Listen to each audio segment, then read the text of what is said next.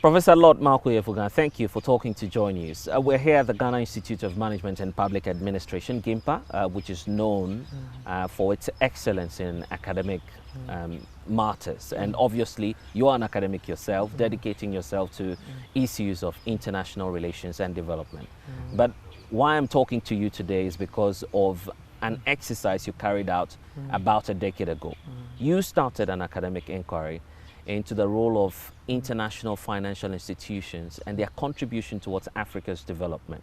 Of unique importance to you was the Republic of Ghana at the time, because we were just coming out from a program with the International Monetary Fund. The Bretton Woods have been with us throughout Ghana's political history, and given the fact that we're still back to the IMF over a decade after that journey, it's the reason for which we want to hear from you. Let's start off from what inspired you to carry out this research in the first place. 10 years ago, you were obviously not in this country, but you were still looking down on the continent, trying to see, you were still looking at the continent, trying to see what could be beneficial in terms of contributing academic-wise and, you know, giving back to the community that you belong to. But the IMF, what inspired you to look at the IMF in the first place? Okay, thank you, Blessed. Thanks for having me on this program. I have to congratulate you for this program that you are hosting. I think it helps us to actually look at international relations, not only as an academic discourse, but also as a practical policy issue. About your question about my motivation for the research I do on the IMF and, let me say, the World Bank, I think the journey started during the President Kufuor period in the early 2000s, when I was a young journalist in Parliament, and at the time the Kufuor government tried to assess the HIPC, the Highly Indebted Poor Country Initiative by the World Bank and the IMF. And there was a lot of fanfare, if you like, because this Kufuor's period marked a new beginning in Ghana's political history after 19 years of Jerry Rawlings and the PNDC, NDC. And one of the first things the Kufuor government had to do was to whether to accept the new international aid kind of infrastructure or architecture, that's the HIPC. And we took it, and in the short term and even for a medium term, Ghana actually started to do well as a result of the HIPC, because it freed the space for us to use money for investment. So I started to ask the question about how we have been with the IMF and the World Bank as a nation, particularly with the Rawlings government in the 1980s going for the structural adjustment. And at the time, Ghana was touted as one of the good performers of the structural adjustment, only for us to go for the HIPC at the end of the Rawlings period, at the beginning of the Kufuor era. So that it didn't add up, because if we were doing so well under the IMF and World Bank's own program, the structural adjustment, one would have thought that we would have been making a lot of progress, not going back to HIPC, which is a debt relief. So we accumulated more debt, then you have to ask for relief, hence the HIPC.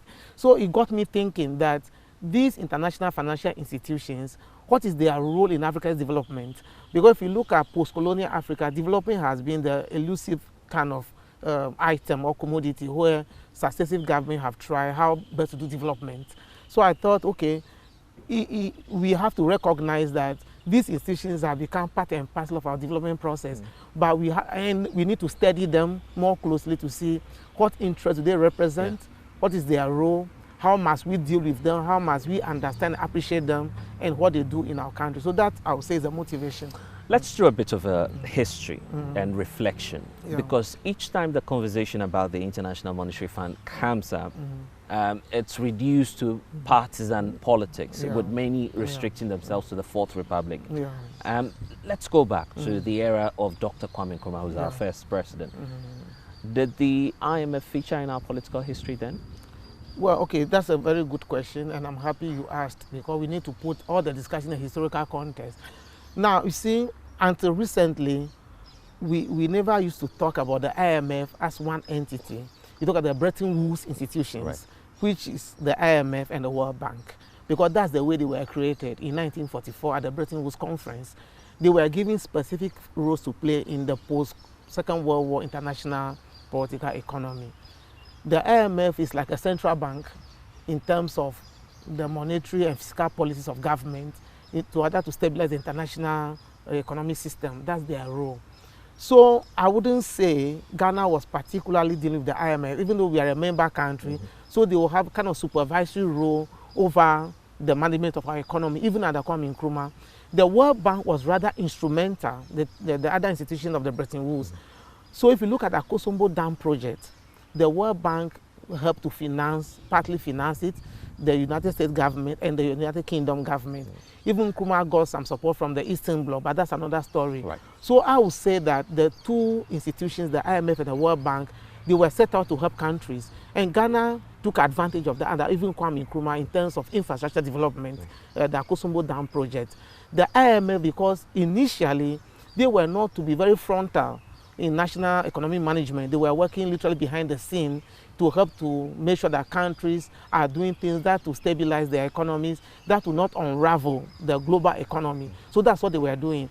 It was 1966 that the Nkrumah government tried to approach the IMF for financial support, standalone support to stabilize the economy because of certain kind of instabilities in the economy.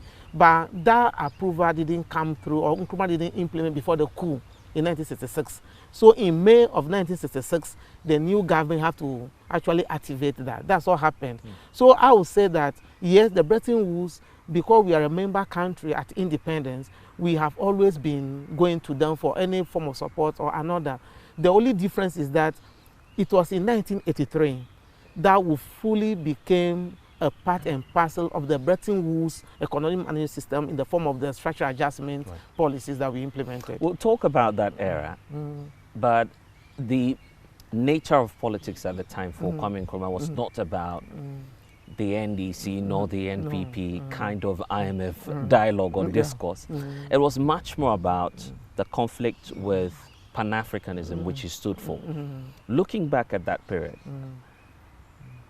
and having done some reflections on the policy documents you cited, do you feel that he had any hesitation at all dealing with the West? Nkrumah was a smart politician. I would call him a pragmatist, a political pragmatist. I mean, Nkrumah didn't, if you look at his writings and his rhetoric, he never shied away from where he stood on the ideological matters of the time. He was a socialist at heart. But he studied in the US, and he started his doctorate at London School of Economics.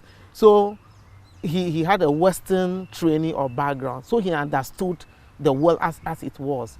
So at independence, Nkrumah's foreign policy was about positive neutrality, which means that we are not aligned in terms of the Cold War policy between the West and the East, but at the same time, we are not going to take sides that will affect our ability to deal with each of them separately.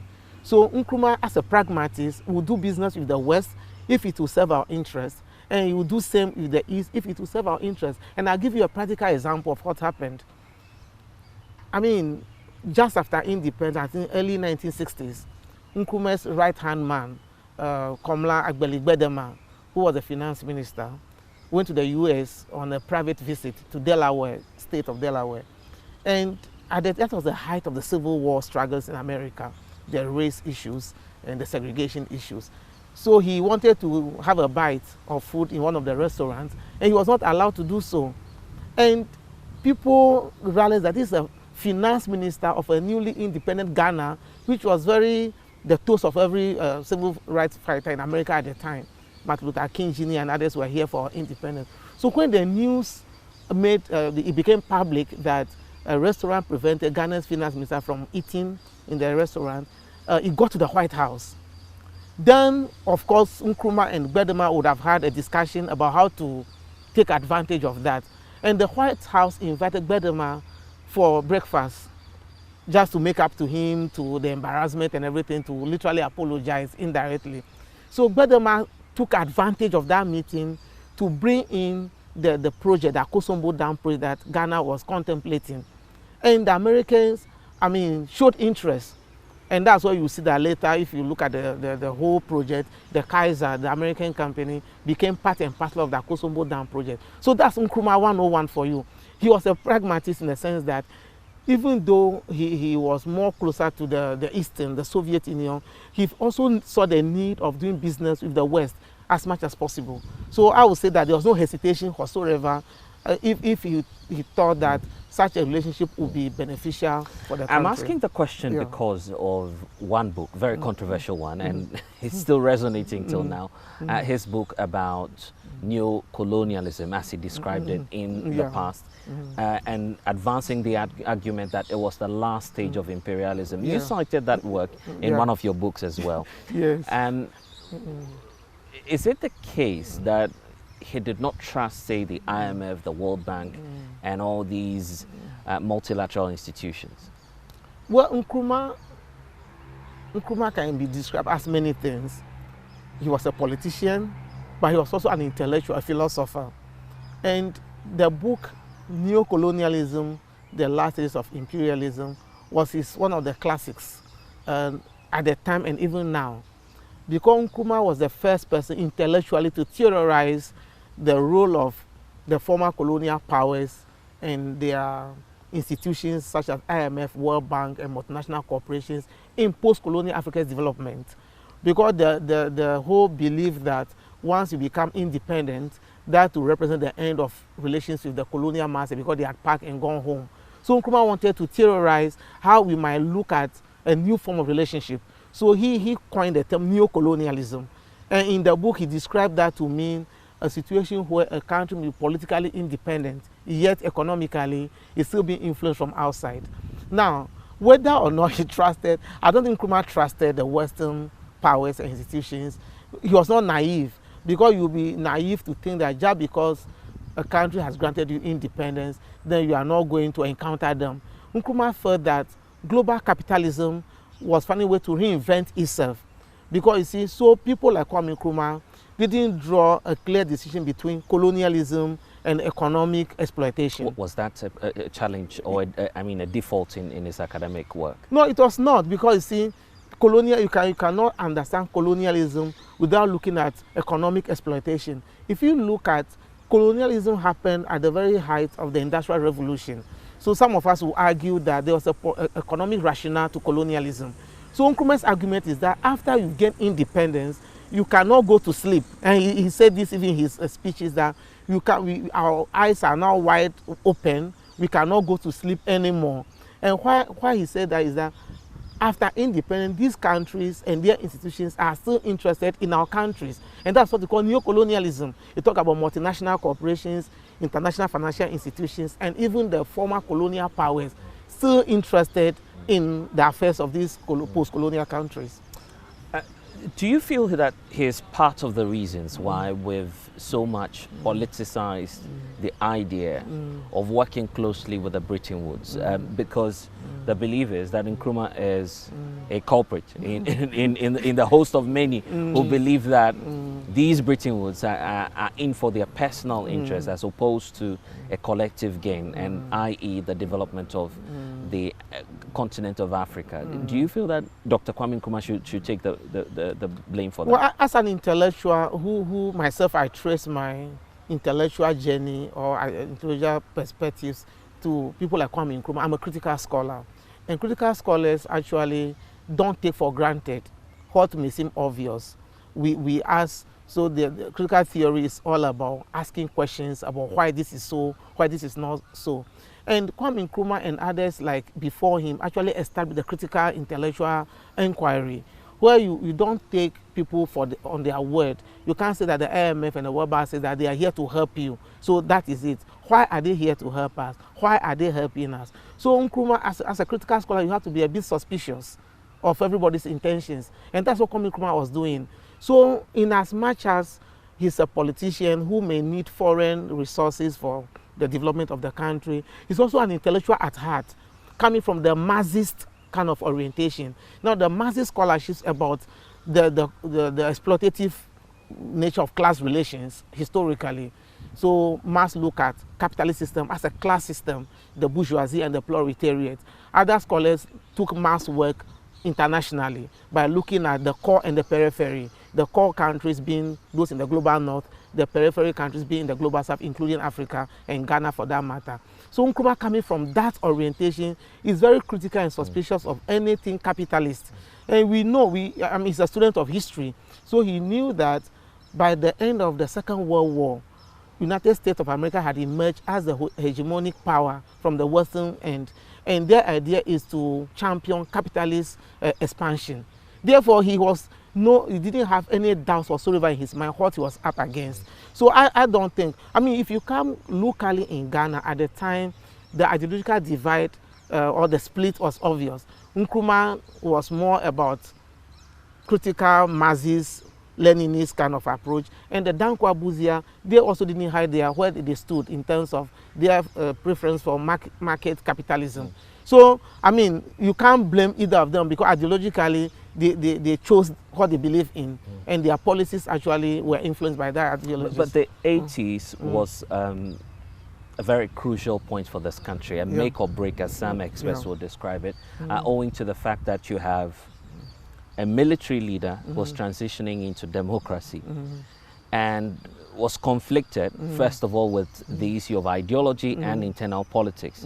I'm talking about Flight Lieutenant Jerry John Rawlings and his decision to opt for neoliberalism, i.e. capitalism, as many will call it. He has his own version and opinion of whether or not it was helpful to us as an economy or as a country.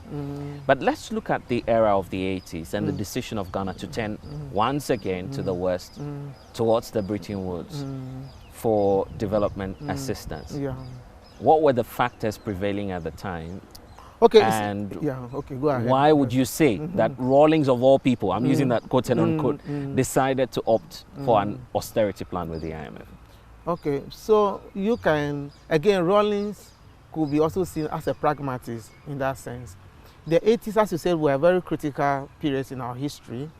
The 80s followed the 70s that have been described the lost decade, not only for Ghana, but the whole of Africa in terms of development and economic management because of the political instabilities on the continent at the time. Now remember, so again, there's a backstory to the rise of Rawlings, which was the President Hilary Liman's government from 1979 to 1981. That government was supposed to be Nkrumah's government in terms of ideology, but there were people even who were believers of Kwame Nkrumah who felt that Dr. Liman's government was going astray, beginning to look like more capitalist or liberal. Therefore, when the coup happened against the government in 1981, I mean, many people, even from the left of our politics, welcomed the coup. Because remember that even Liman's own budget was rejected by his own party in parliament. So that created the grounds for anything to happen. So when the coup happened, the initial supporters of Jerry Rawlings were largely people from the left, which were from the CPP and that kind of side of our politics, who thought that there's a reinvention of Kwame Nkrumah in a way, because Rawlings' rhetoric at the time was against capitalism, against neo-colonialism and all that. So that was the nature of the coup. So you talk about the transition, what happened? What happened was that a combination of internal and external forces literally conspired against Rawlings. In terms of internal factors, you saw that there was famine, there was drought, so there was famine, there was bushfires, so there was no food. On top of that, we had expulsion of Ghanaians from Nigeria, popularly known as Ghana Must Go. And about almost 2 million Ghanaians were expelled from Nigeria to such an economy. Now, that was the height of the Cold War, yet Soviet Union was undergoing its own political and economic transformations. So the initial thinking that, oh, we are going to get support from the East didn't materialize, because Rawlings sent people to the Soviet Union, they came back empty. People went to Cuba, they came back empty. So finally, you had a decision to make for political survival, because there's always a link between economic fortunes and political fortunes. If the economy is so bad, then your political survival is at stake. So Rawlings, that's why I would say he's a pragmatist. Right. He has to now cave into the other wing of the PNDC, people who say that, look, let's bite the bullet, let's go to the World Bank and the IMF for a form of economic assistance. And that's what they did. And that brought in a lot of help, or monetary or financial support to the country to help to stabilize the situation and begin to rebuild the country. That's the transition. Rawlings may not have done it wholeheartedly, ideologically speaking, but he has to do it as a practical, pragmatic measure in view of the situations happening. And remember that those days there were a lot of rumors about coups and counter coups and coup d'etats. Your political survival is not guaranteed. And if the people are angry or hungry, they will support any military adventurist who will come to the scene promising them something different from what you are giving them. And Rawlings read between the lines, and hence he has to go to the IMF. But what was unique at the time that the PNDC, NDC, regime rolled onto the IMF program was that this was a transformational phase for the country. We're running a structural adjustment policy which will see the divestiture of many states agencies into private hands. Did we get that right from the beginning? Well, yes and no. Yes, in the sense that, remember that we can describe the Rawlings structural adjustment, or what we call in Ghana the economic reform policies, the ERPs, as a drastic departure from what happened under the Nkrumah government. As a matter of fact, up to the 1980s, we've had largely state-led approach to development. The state was in charge of development. So the Rawlings regime going for the IMF and the World Bank structural adjustment and economic recovery program was signaling a drastic shift to the right in terms of policy. Now, at the time, it made a lot of sense, because if you are run the economy down, and if the state-owned enterprise became non-performing, and much of our problems can be blamed on that, the corruption in the public sector, the mismanagement of the state-owned enterprises, their over-reliance on government subsidy for survival, they didn't make economic sense. But I tell people that, you see, you can't look at what is happening as purely a Ghanaian matter. You have to locate what is happening in Ghana within the broader international political system. Ghana is part of the international political system. Therefore, happenings in the system have implications for Ghana. At the time, there was a shift even in focus in the so-called developed countries. You look at starting in the UK, the election and the rise into power of Margaret Thatcher in 1979 and Ronald Reagan from 1981 actually marked a drastic change in the management of these two big economies who actually control the global economy at the time.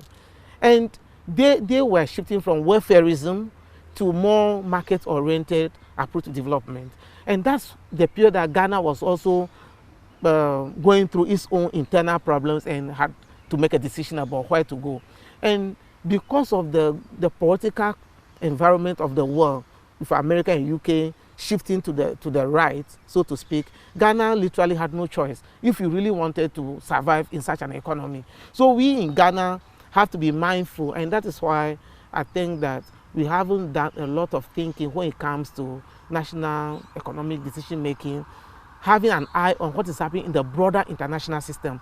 Because whether we like it or not, if there's a war between Russia and America, it has impact on us in Ghana.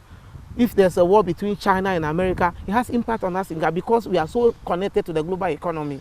And in the 1980s, that was the situation, because you can't say you are not going to pay attention to what is happening in the UK and the US in terms of their own economic restructuring, if you like. The conversation around ideology and personal gains came up when, of course, many did their own version of, the academic inquiry as to why the structural adjustment policy was running at the time when Jerry Rawlings was a military ruler. Do you feel that it was much more of his resentment against the forces of capitalism, which automatically comes with democracy, or this was simply, quote unquote, a military leader fighting for his people? Well, personal gain will always play a role in policy making decisions and choices that leaders make. You need to be politically, you need to survive politically in order to even make any other plans. So Rawlings, of course, is a human being. He had to make political calculations. So his decision to go to the IMF and the World Bank could be personal gain, looking at the situation as I described in the country at the time. But also, you see, if you look across Africa in the 1980s, most of our countries were under military dictatorship. You look at Nigeria under Babangida, Rawlings in Ghana, you look at Ethiopia, you look at Museveni in Uganda, all over, all across Africa, you saw that it's the same template. But Western capitalism also needed to survive in the global system. So they didn't care much about the political polarization of the leaders at the time. They just were happy and willing to do business with anybody who wanted to do business with them. So they didn't look at Ghana and Rawlings as being military authoritarianism or whatever. That is why you looked at the IMF and the World Bank and the Western allies have undergone two types of reforms. Right. The first was economic reforms from the 1980s, where there was no condition for political reform. If you are willing to restructure your economy, you want to adopt the market approach, they will do business with you. And that's what they did for Ghana. It was later, and that one too, there's a reason for that. Remember that the Cold War was still ongoing. America didn't want to lose countries in Ghana or in Africa and in Asia to communism. And therefore, they would not bring political conditions that will scare them. So you need to keep them in your corner by saying that, look, we don't care about your politics, we care about your economy, so let's give you money to reform. And that worked for them. But by the end of the 1980s, the Cold War had ended. The Soviet Union had collapsed. There was no alternative to the Washington Consensus, if you like. So therefore, it is now easier for them to say, you need to politically reform as a condition for we giving you more aid. And Rawlings at the time, again, didn't have any choice. He may not have liked it, but that is the new game in town. You need to politically reform. But again, he was very smart by having the political reform in his terms. You have to compare to what happened in Benin under Matthew Kerekou. Right. He had to accept a National Assembly format where the National Assembly would take over the organization of the elections of 1991. And that led to his defeat. Rawlings will not do that. He wants to manage the political transition. The PNDC did. Right. And that's how he was able to swap the military fatigue to the Western tailored suit, and then he won the elections of 1992. But after winning, the expectation was that Ghana would not go back begging after the significant financial transformation or economic transformation. We still ran a program for the second time. Well, the transformation were happening along the lines of the Washington Consensus. So if you look at Ghana's foreign policy, let's say from the PNDC to NDC, we say there's a continuity. I mean, there's a change of Chairman Rawlings to President Rawlings. Right. But in terms of programming, even if you look at the ministers, I mean, we still have Kosi Bochwe, now not a Secretary of Finance, but Minister of Finance, who had managed the economic recovery program from the 80s, still be in charge. So there was no, I mean, I think people will be naive to be expecting that there was going to be a drastic shift. Because like I said earlier, the Cold War had ended. America now established as the most hegemonic power, economic power. And if you need to survive, you need to do business with America. It was no wonder that Rawlings rather became closer to the West. He went to Germany on a visit.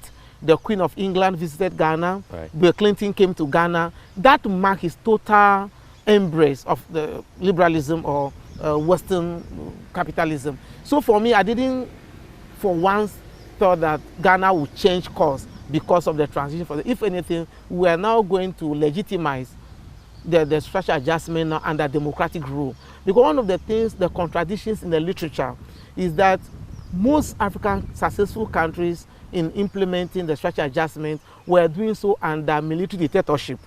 So on one hand, you are doing economic reform, but yet by a strong authoritarianism. So Rawlings' transition to democracy will now say, okay, now we are implementing these reforms under liberal democratic context. So I think that's what the Western countries will want. Now they can be able to say that, yeah, we're able to convert these countries now from dictatorship to civilian government, and they are implementing market economic reform. So they are fully capitalist. There's a book edited by Professor Kwame Bafuata of Legon called The Liberal State. So Ghana became the liberal state formally on 7th January 1993, because now our military strongman has now been transitioned to a Democrat, implementing Western liberal economic systems. But many contended that and said if truly we became liberal and we're looking and reflecting back into the past, it should be the era of President John Ajay Kufuor. The feeling being that, well, this is a pure Western breed, quote and unquote, trained in London, an academic himself, went through the system, you know, to become a lawyer as well. So the expectation is he carries the West. He is indeed liberal, and that 2008, 2009 was quote and unquote the golden age for Ghana's turn towards democracy. Is that all there is to this story? No, that's not all there is. That may not be accurate, and it may not be historically factual. Because remember that the Rawlings, PNDC, NDC, and the NDC as a party can be described as the midwives of our democracy, right, whether we like it or not. In spite of the military background? Because, you see, I will argue forcefully that Rawlings had the option to say, I'm not going to democratize. And whatever will happen should happen. If Ghana will go up in flames, let it be. He had the option to say that. He had the option to say, I'm going to keep the military government in check. But he agreed to implement the 92 Constitution. Remember, and you see, this something that the story that we don't tell that much. In 1992, when we were going to approve the 92 Constitution, which today has become the golden book that everybody cites and carries, there were people actually who campaigned against the approval of the Constitution in the referendum of April 1992. Right. There were people who were actually against the Consultative Assembly that drafted the Constitution. But today, whether you are Dankwa Buzia, whether you are Rawlings or Nkrumah, that document is that defines the governance architecture of Ghana. Until it is changed, that's what you have. And it's a liberal constitution. You may have problems with some aspect of it, but Kufuor was in power for 8 years. That's what he implemented. Akufo-Addo has been in power for 6-something years. That's what he's implementing. They are Democrats, so to speak, or liberals. But this is a constitution that Rawlings government, I would argue, wrote. Because the Constitutive Assembly or the Consultative Assembly that wrote the Constitution was made largely by the Rawlings faction of our Ghanaian politics, because the other people had boycotted. And it was approved in 92 in the referendum. Elections were run on that. And the first parliament, and people forget this, the first parliament between 1993 and 1997, that was very consequential parliament. Because you see, when you transition from military regime to democratic regime, you need to give life to the constitution by creating certain institutions from the scratch. The Commission of Human Rights, the Media Commission, these were mentioned in the constitution, but they have to now be legislated upon in parliament. And that parliament, as a history book will show, was made predominantly by the NDC and its affiliates, because the NPP had boycotted the 92 parliamentary elections, writing the stolen verdict after losing the presidential election that they deemed was stolen. Right. So if you look at all this put together, Rawlings and the NDC are very consequential to what we have today. Kufuor built on that. Right. Of course, yes, when Kufuor took over in 2001, there was no doubt that Ghana has now undergone truly democratic transition because of one. Rawlings had been in power together with the PNDC, NDC for over 19 years.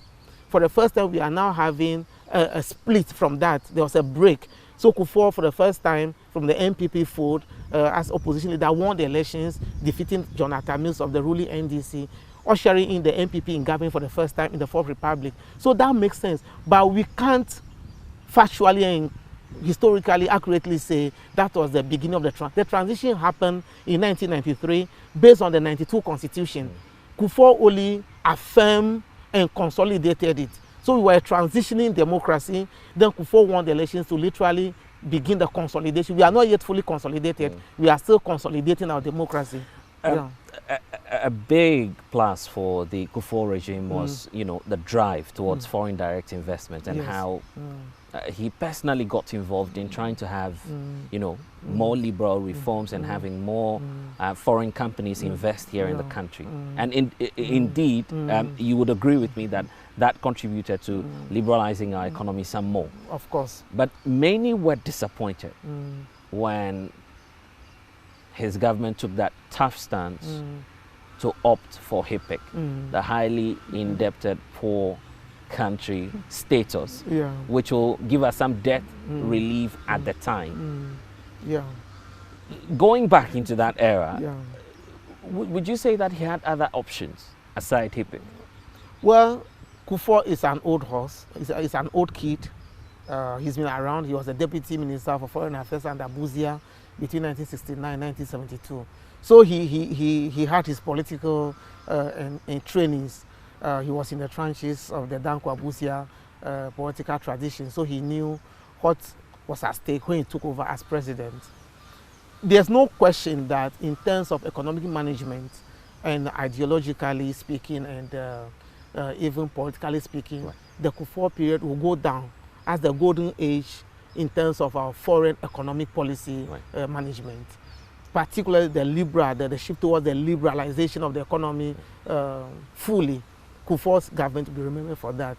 Now, so here's a person who came to power in his inaugural. He announced a golden age for business, which is very significant. He says that Ghana is open for business, literally. Right. This is similar to what happened in 1981 when Ronald Reagan, the conservative, the Republican president, said, "It's morning America once again," signaling a new beginning, America being the country on the hill, a city on the hill, signaling that they are now moving towards what America is meant to be in terms of economic prosperity. Kufuor did similar thing in 2001, saying that Ghana is now open for business. And he backed that with practical policy measures by, I mean, in our foreign policy circles, we call it economic diplomacy.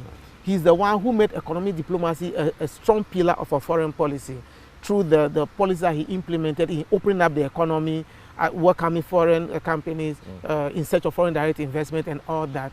Now, about the HIPC, see, I was a young journalist in Parliament in 2001.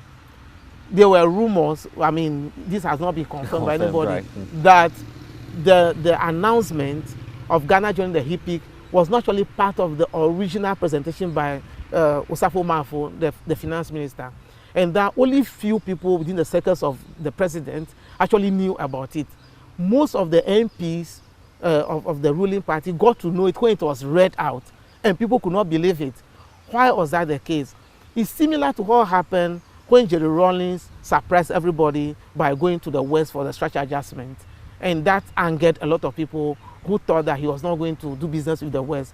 Now, the HIPC initiative had been in place since 1994 as a reinvention of the aid architecture by the Bretton Woods institutions.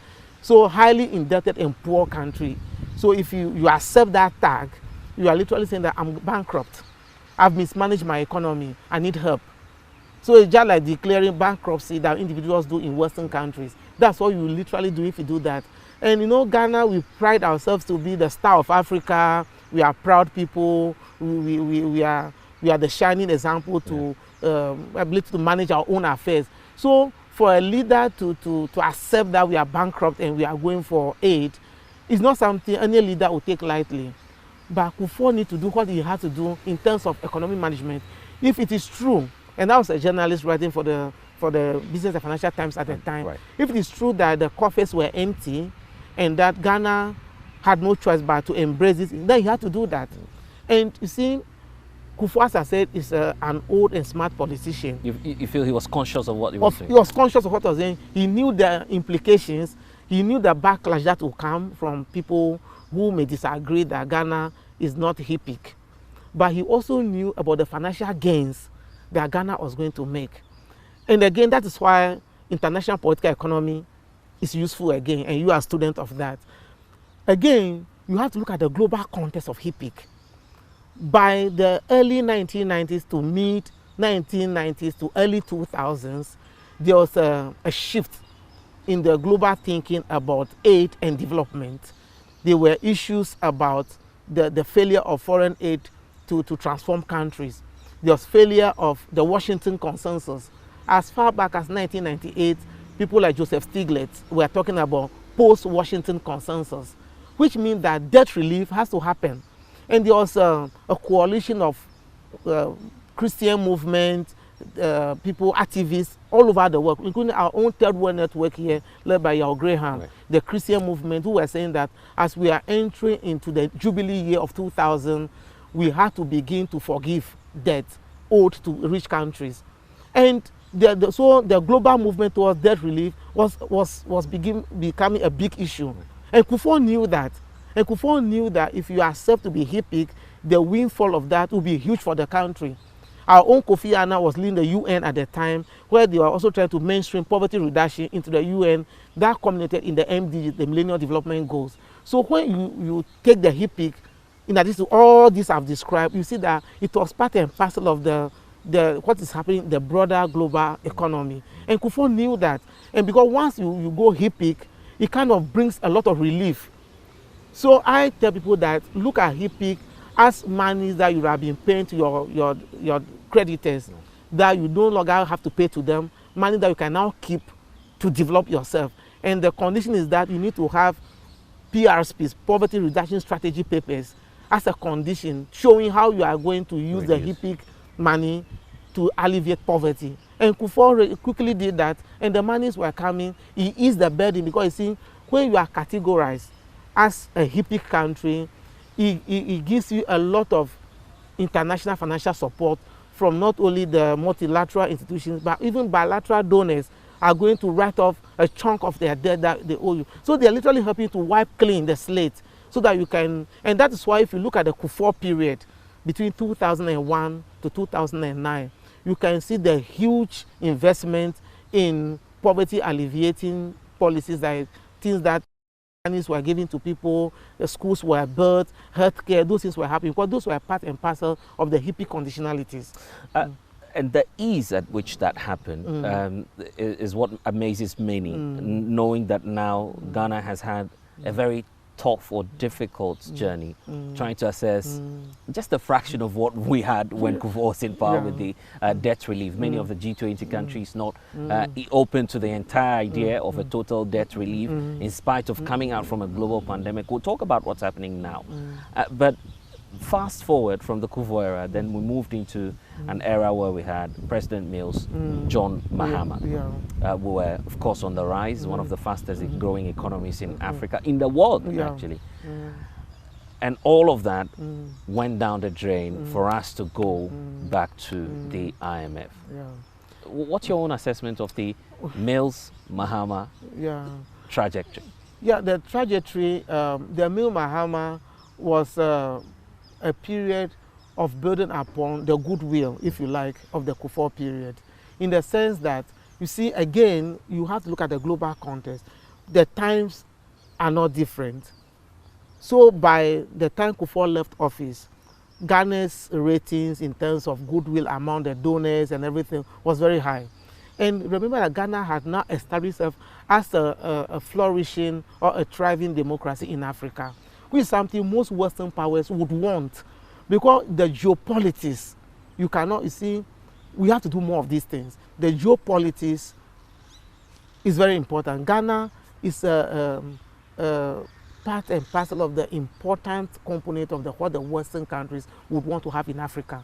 So they were able to do all the things they did under Kufuor to stabilize Ghana, to make sure economically speaking, we are stable. So we have both political stability and economic stability. Then now they can relax. But Ghana has always been an example in terms of implementing, successfully implementing this policy. So when the Mills government took over in 2009, that goodwill has been established. And thank God, towards the end of the Kufuor period, we found oil.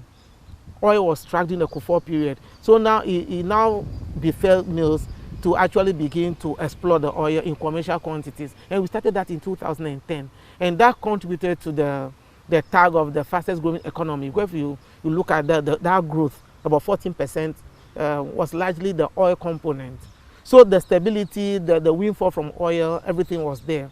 The problem though is that, you see, we still operate in a very unfriendly international economic system. Ghana and most African countries are still in the periphery of the global economy. We are still overly dependent on the export of few primary products, and we don't determine their prices, which fluctuate in the global market. And that's what started to happen by the time Mahama took over, following the unfortunate demise of Professor Mills. You see, the global political economy started to heat up, and Ghana, the gains that were made in the Kufuor period, we were beginning to lose that game. So by 2014, 2015, everything was gone, because there were challenges from the international system. There were also problems about mismanagement. You heard about you talk about the doomsaw, the power outages, and how that affected economic performance. So all these internal factors were made worse by continuing unfairly international global economic system. So the Mahama government had no choice but to go to the IMF. And the IMF now, by that time, you see, after the HIPC period of the Kufuor period, the IMF, globally speaking, became more assertive in terms of foreign or global economic management. Because one of the criticisms against the Washington consensus of structural adjustment was that they were too top-down. So the post-Washington consensus agenda is that countries should begin to own their economic policies. They should begin to be at the driver's seat of the economic management. So based on that, the IMF now say, we are not coming to tell you what to do. We are taking a back seat. If you think that you have a problem in your economy, approach us with your program. And we'll look at your program, we'll look at what is feasible, and then we'll see how much we can give you. So that's what the Mahama government did. They went to the IMF with their own program, and that was what was the, so they said they want policy credibility. These are the policies we want to implement. Are they credible by your evaluation? If yes, then we are going to give you money, and that's what they did. As to whether, you see, over time, some of us will argue that within the global economic governance, the IMF and the World Bank can never be a source of long-term economic management template for any country. I was about going there, yes. Because the breach between John Mahama and the Mills era, may so rest in peace, and it's been part of the criticisms against the John Mahama administration that this very regime, in spite of building on what the forebears left them with, i.e. the Millennium Challenge Compact and some other Western-led programs that were running at the time, John Mahama was facing the East much more than the West, with the onboarding of capital investment and capital assistance from the likes of China, which due to global exigencies at the time were one of the leading or emerging powers, if we could refer to them as such.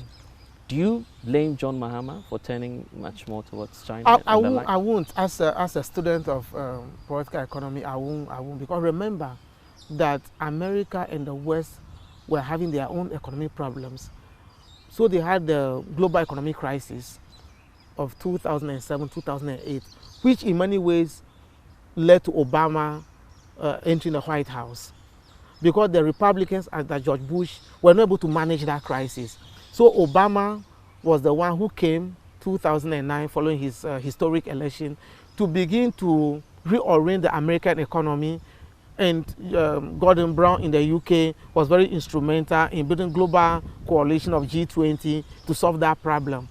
So by the time Mills and Mahama government came into existence in Ghana, we had had this what we call crisis of global capitalism. Right. Very important.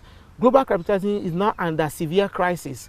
The promise of capitalist triumphalism at the end of the Cold War was coming to an end, because within the serious capitalist country there was crisis. It started in America, Wall Street. So Barack Obama had to even become a new pragmatist, trying to take money from the public purse to bail out capitalism on Wall Street. Now in that context, the Western countries are not going to be your reliable benefactors as they used to be under the Kufuor period. So you have to start to look elsewhere. And that's explained partly where the Mills Mahama government started to turn towards East. Because the crisis of capitalism on the one hand coincided with the rise of China on the other hand. So China is now offering something as an alternative. He will say, look at capitalism, look at America. They cannot even pay mortgages, they cannot even pay insurance. They have to take money to bail out Wall Street. What type of capitalism is that? So China is now offering something. They have money that they want to spare. Readily. So if you are President Mills, who already has somebody from the Nkrumah fold, then you say it's a deja vu kind of period for Ghana, because now we don't only have Western capitalist system, we also have an alternative. Finally, the big debate, there are two actually, as to whether or not the programs we've run have been helpful. Looking back at our history and the very crucial moments the Britain Woods have come through for us. And the number of times Ghana has been there. At the last count is hovering somewhere around 16, 17 programs. Is the IMF bailout a helpful cause for our country? And do you see us going back there?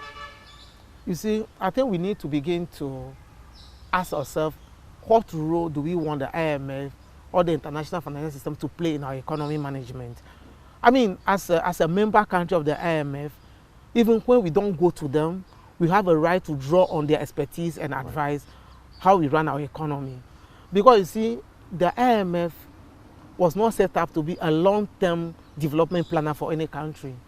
They are supposed to be a short-term planner where they advise you about economic policy management, monetary policy, fiscal policy, what is going right, what is going wrong, and they give you signals when things are going bad to change course. No country in the modern world can develop in the long term based on IMF intervention. We also have the Eurozone crisis, Greece, Portugal, Spain, they all got one form of support or another, but they will not use those support as a long-term measure. So we in Ghana have to go back to the drawing board. For me personally, I think it's long overdue for us to have a national economic forum. You see, the management of our economy and what happens to the economy should no longer be left in the hands of a party just because they won elections. Because whatever actions they take have long-term impact on all of us as Ghanaians. And these people, politicians, will come and go, they have a short life cycle. I mean, the maximum they can stay in power is 8 years. They can be there 4 years, then they are gone. But the harm that they will do to the economy can take a generation to solve. That's why I thought that the decision to go to IMF, what policies we are going to present to them, should be a national decision. And I'm surprised that the Kufuor government has been a bit stubborn, if you like, in engaging civil society, in engaging the political opposition to have a national consensus on development policy. Because for me, the IMF will go to them, then it's cyclical. Then after every 4 years, a new government comes, things are bad, they go back. That's not sustainable. How can we restructure our economy that make us less dependent and less vulnerable to forces beyond our control? Because you see, I will argue here and now that, have you been impacted by COVID in Russia? Yes, of course, we have been. Have other countries been impacted? So yes, they have been. But here's my argument. The level of impact or the magnitude of the impact is a function of the nature of your economy. You see, every country will be impacted, but the impact will vary depending on the nature of your economy. If your economy is so vulnerable, so dependent on foreigners, less in your hands, then when things happen from outside, you'll be impacted so hugely that the way we have been impacted. So that's my answer. We need to go, but we can't leave without talking about that global push for a global financial architecture reform. President Kufuor, together with his counterparts, joining French President Emmanuel Macron, to talk about the need for some change to happen. If we are to change, briefly, where do we start off from, and how soon do you see that happening? You see, this is one of the things that I always say. Certain form of naivete still defines our politicians locally and internationally. Reform is good. Who doesn't want reform? But whose reform? Or who is the reform targeted at? And what are you reforming? These are questions that we need to ask. As you well know, there have been talks about reform of the UN, for example, just to illustrate my point. And our own Kofi Annan, he devoted his Secretary Generalship of the UN to reforming that organization by expanding the Security Council, by doing things. Did he achieve that? No. Because the moment you touch the Security Council, the UN, as we know it, is no more. Because the Security Council was a compromise, was an incentive for the big powers to get on board. Now, if you look at the global financial architecture, this architecture was erected after the Second World War in 1944 as part and parcel of the global liberal internationalism. The American government that took over as the leading economy after the Second World War had to create an international system that would benefit them. So the conference in Bretton Woods was kind of the shining moment for America to take charge of the global economy, to institutionalize liberalism at the international level through multilateral institutions like the IMF and the World Bank. And it has served them so well to have made them the biggest economy. Capitalism has flourished. America is the headquarters of liberal capitalism. Now, if you are talking about reform, reform to whom? To benefit whom? And in international relations, as you well know, as a student of international relations, it's about self-interest. every country in this world is about self-interest. Therefore, if you're calling for reform and the powerful countries that are benefiting from the current system, how sure are you that they are going to be on board with that reform? So it's just going to be one of the things that we say at global conferences and nothing happens. Because at the end of the day, powerful countries will always go for what works best for them. We saw that in the Paris Climate Agreement. Right. It was described as historic. But what happened to that agreement now? Is it still working? So for me, I mean, the leaders from Africa and the global south calling for reform is a nice try.